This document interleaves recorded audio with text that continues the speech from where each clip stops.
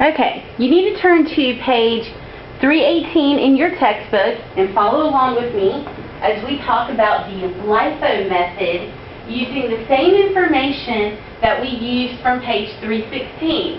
We're going to log in the inventory for the inventory that we had on hand, and then we're going to buy and sell the items that are listed on page 316, just like we just did for the FIFO method. However, this one is now what we consider to be the LIFO method, which is last in, first out. And I'm on page 318 again. Now, following along with this, and I'm going to zoom in just as much as I can without losing continuity here of what we're looking at. We come in and we see the 100 units that we had on hand to begin with, and we log those units in. We logged those units in, 100 units at $20 a piece, $2,000. On January 4th, we sold 70 units at $20 a piece for $1,400, leaving us with the same 30 units, $20 a piece at $600. This is where things stay the same between FIFO and LIFO for this particular problem. Where things change is when we come into the items that we're now going to purchase and then sell again. So, on January 10th, we bought 80 units at $21 a piece for a total of $1,680, and we now log that into our inventory, 30 units at $20, 80 units at $21. On January 22nd, we need to sell 40 units. Under the LIFO method, we're going to pull the 40 units from the 80 units we have in inventory under the $21 bin. So we're going to sell 40 units at $21 a piece for a total of $840. Leaving us with 30 units at $20 a piece, and we now have 40 units at $21 a piece. On January 28th, we need to sell 20 more units, so we're going to pull those from the $21 bin. So 20 at 21 equals 420, leaving us with 30 units, $20 a piece for $600, 20 units at $21 a piece for $420, and then on January 30th, we bought an additional 100 units at $22 a piece for $2,200, logging all of this into inventory for a total of cost of goods sold of $2,660 and ending inventory of $3,220. Now, that's a little different from what we just learned under the FIFO method, whereas with FIFO, our cost of goods sold was $2,630 and our ending inventory was $3,250. We see under the LIFO method, the gross profit or the cost of goods sold is $2,660 and inventory is $3,220.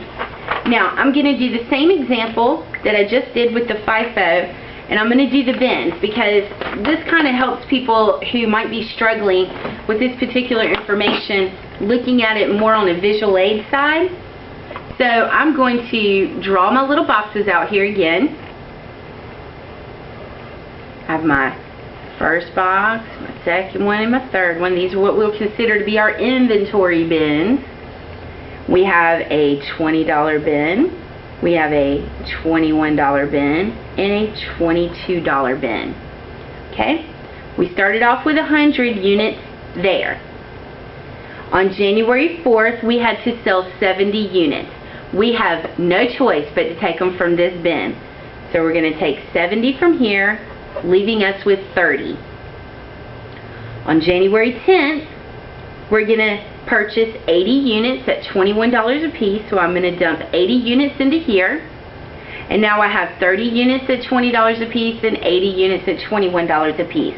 And if you're following along with the grid on page 318, you can see this under the inventory.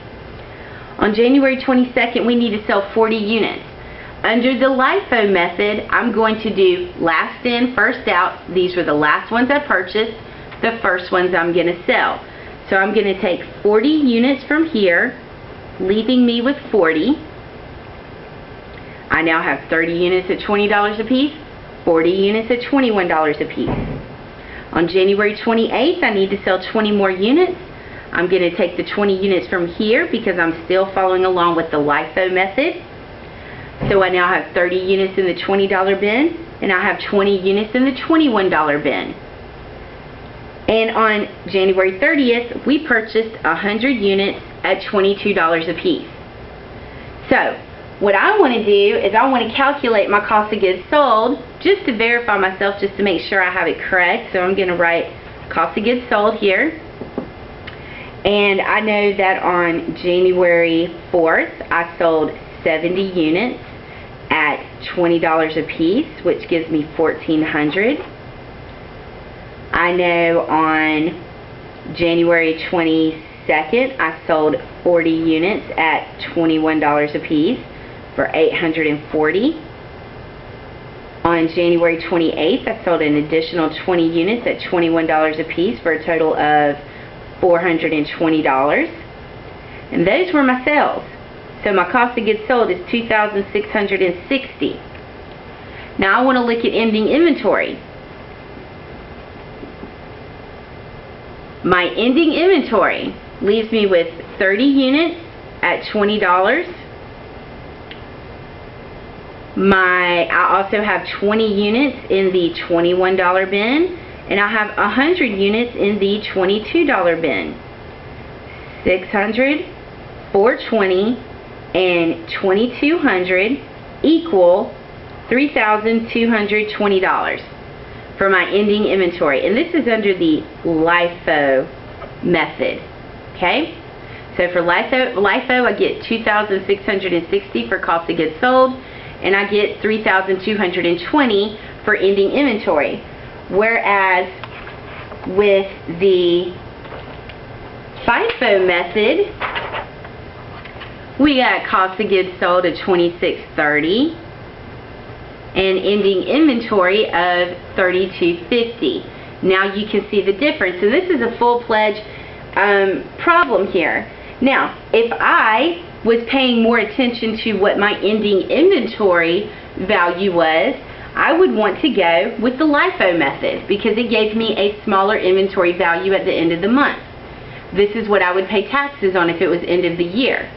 However, if I'm looking at other things, say gross profit, net income, I may want to look at the FIFO method depending on how my market is. It is very important. Again, I cannot stress how important it is to know your market and what market you're purchasing in. Does your market increase over the year?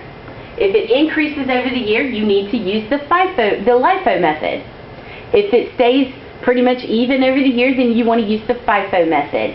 What you're trying to determine is, what is your company looking for? Are we looking for a higher gross profit, or are you looking for a lower ending inventory? And once you decide that and you figure that out, then you will be able to move on with a cost assumption.